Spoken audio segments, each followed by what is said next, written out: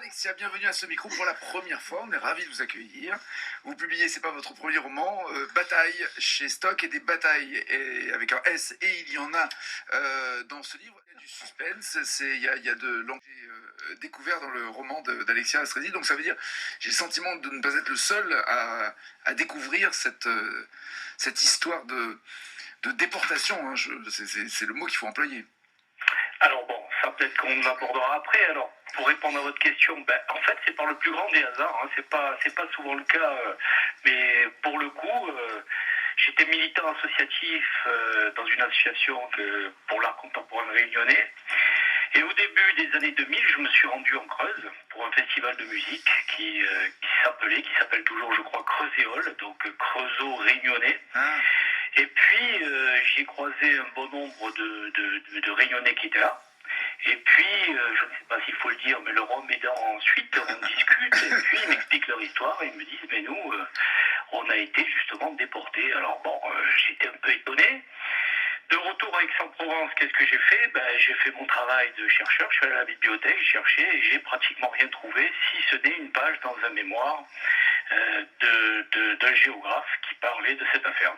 Donc j'y travaille depuis 20 ans, mais c'est par le plus grand des hasards. Et il a fallu attendre justement l'an 2000, et Jean-Jacques Martial que vous citez d'ailleurs dans votre roman, Alexia Astrezi, pour qu'un procès soit intenté contre l'État français.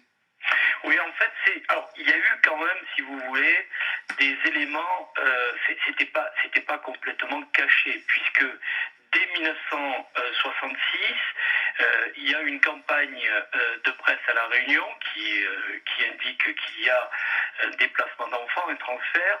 Il y a La Montagne en 66 aussi, le quotidien de la Creuse, qui annonce l'arrivée de 150 mineurs de La Réunion. Il y a même un reportage sur France 3 Creuse. Et puis, tout de même, en 73, le journal Libération, qui fait un réquisitoire sous le titre « Les jeunes réunionnais déportés vers la France ». Donc c'est Libé, c'est quand même pas des publications qui sont lointaines ou autres, mais effectivement, ça n'a pas pris. L'opinion publique, les politiques de tous bords ont fait la sourde oreille aux alertes des pédopsychiatres, des directeurs de foyer, des travailleurs sociaux. Et c'est vraiment avec la plainte de Jean-Jacques Martial, son procès en 2002, il demande 1 milliard d'euros à l'État. Et s'ensuit une vingtaine de plaintes de mineurs de La Réunion pour que l'affaire soit connue. Et là, ils vont perdre tous les procès. Il n'y a pas une reconnaissance d'erreur commise par l'État. Alors, là, je vous parle des procès. C'est-à-dire qu'ils perdent tous les procès pour une raison qui est légale, c'est la prescription, la prescription quadriennale des dettes publiques. C'est-à-dire qu'on ne peut pas condamner l'État 4 ans après la naissance de la créance. Donc, pour eux, c'était trop tard. Et c'est allé jusqu'en Cour européenne des droits de l'homme. Et là, ils ont perdu aussi. En revanche, il y a eu une reconnaissance de l'État, puisque il y a eu un vote d'une résolution parlementaire portée par Erika Barrecht, qui a été la ministre des Outre-mer, le 18 février 2014, on reconnaît que, je dixit, l'État a manqué à sa responsabilité morale envers ses pupilles.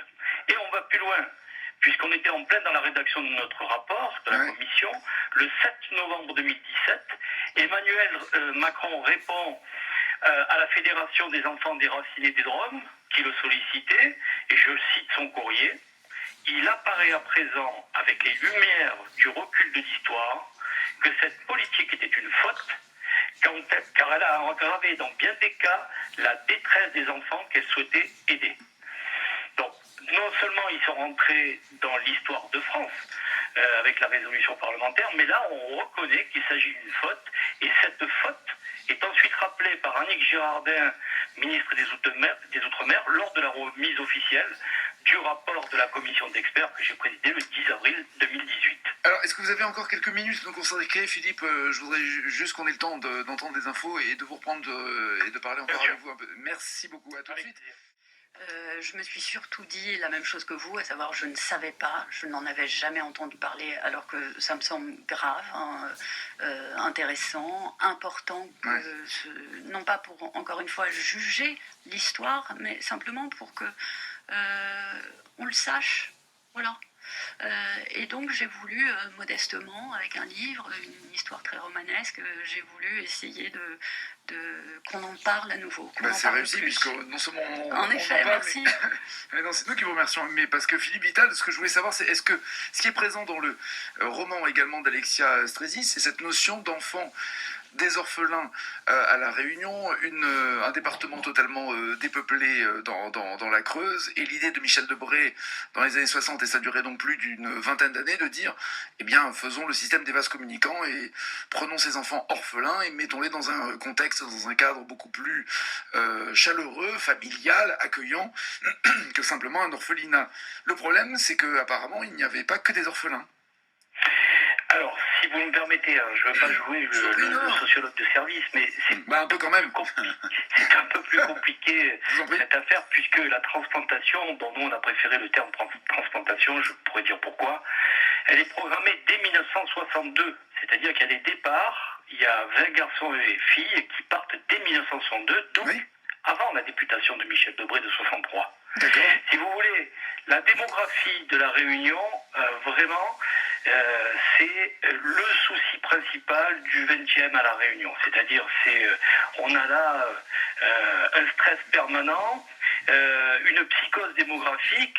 N'oublions pas qu'à cette époque à la Réunion, bon, vous l'avez dit, l'île, elle est dans un état pitoyable après 46, après la départementalisation. Il y a au niveau national, cette idée de Jean-François Gravier qui avait publié Paris et le désert français en 47, qui dénonce l'accaparement des populations et des richesses par la capitale. Non mais d'accord, ma question, Philippe, on a cette idée nationale qu'il faut revivifier la province et les campagnes. D'accord. Alors, ma question est de savoir... 83 départements concernent les ex-mineurs transplantés. Vous m'entendez? C'est-à-dire, bien sûr, il y a eu la Creuse, le Tarn, le Gers. Alors, on va dire ce ne sont que des campagnes. Mais on a Paris, on a la Provence, on a le Languedoc-Roussillon, on a la Bretagne. Et si vous voulez, si bien sûr on a cette tentation d'affirmer que c'est les vases communicants, on peut se demander quand même comment même des 2000 enfants auraient pu repeupler les campagnes. Ouais.